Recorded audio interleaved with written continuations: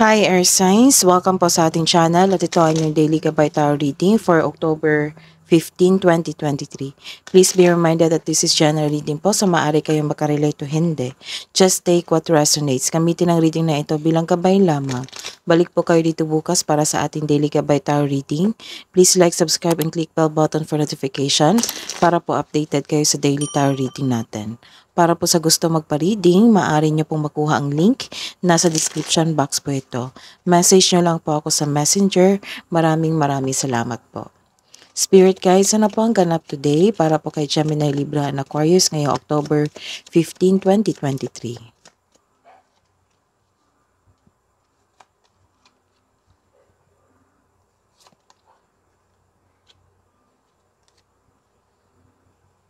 You are taking time of your religion. Nagkaroon ng prayers kasi worried ka. Nagkaroon ng guilt and sadness. You are talking to our God na nag-ask ka ng divine guidance.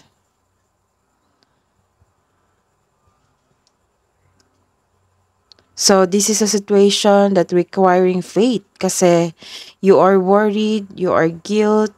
Some of you nagkaroon ng sadness, nagkaroon ng suffering, in pain. This is the clarification of your first card na you are connected to your intuition, to the universe. Nagkaroon ng clarity, nagkaroon ng hope. And after this emotion, nagkaroon ng inspiration and hope. Nagkaroon ka ng bagong ideas. So, this is sa araw na ito, makaka-receive ka ng news, message, call, or even an award, some of you. Nagkaroon ng recognition dito. Nagkaroon ng result sa inaantay mo. Result sa exam, sa test. Some of you, ito ay isang contract. Basta po ito ay isang a written message or a document. Spirit guides, ano po ang message nyo po sa araw na ito para kay Gemini, Libra, and Aquarius? October 15, 2023. Hold your vision. It's time to release negativity.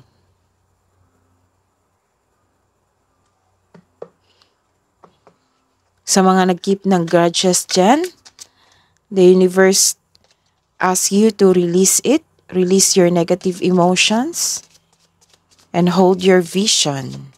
Spirit guides, ano pong energy today ni Gemini, Libra, and Aquarius ngayong October 15, 2023?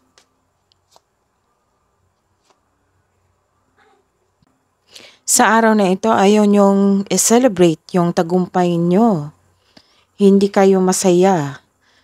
This card asks you to find joy that exists right now. Celebrate yourself in some small way to increase the flow of positive opportunities into your life. You deserve to celebrate your success. This is a reverse card. Nagkaroon ng materialism dito.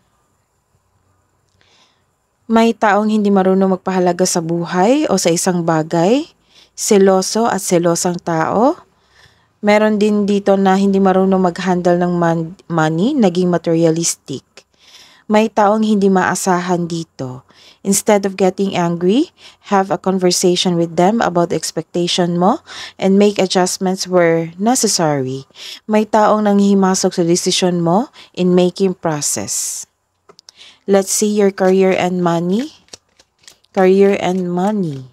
Para po kay Cancer, Gemini, Libra, and Aquarius. Let's see your career and money. Para po kay Gemini, Libra, and Aquarius. Ngayong October 15, 2023. Spirit guides.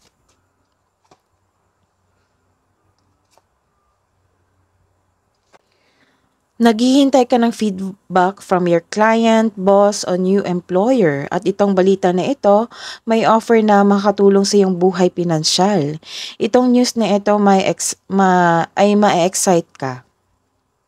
So this is the confirmation na may darating na news or communication. So this is a communication, news, may inaantay ka na feedback. Marami kang naiisip na bagong idea ngayon para sa ikabubuti ng iyong negosyo o trabaho at kaperahan.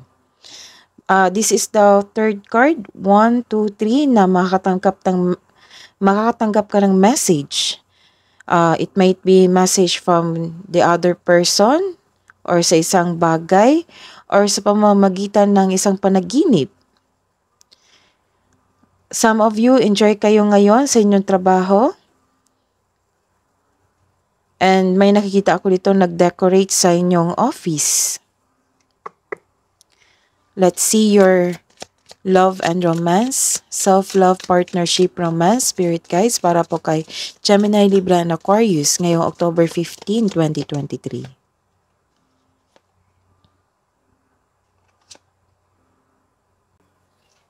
May nakikita ako dito na against sa traditional. For example, may tutol sa kasal nyo or pakikipagrelasyon sa taong gusto mo. The advice is take it as a reminder to try have an open mind and be respectful of opposing viewpoints. May nakikita ako ditong na-end yung cycle. Nagkaroon ng ending sa cycle nyo at dahil nito ay hindi ka ready sa changes.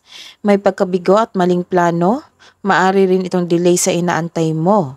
You are ready to move on pero may blockages or you don't feel you are deserving of success. Hidden truth po.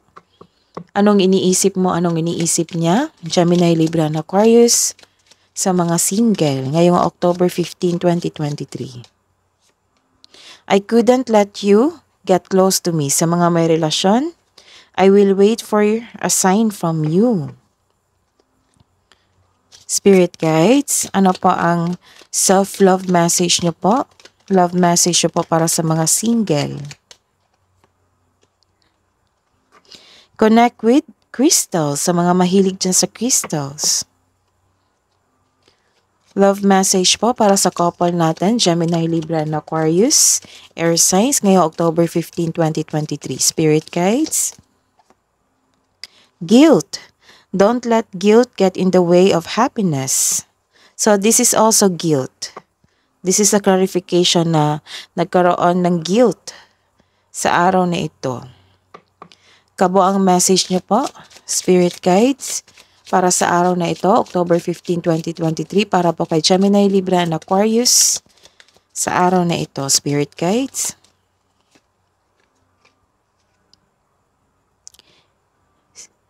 Seven heavenly virtues.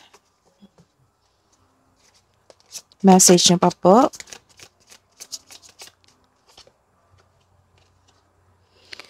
Nagkaroon ng confrontation sa araw na ito. Pick your battles wisely.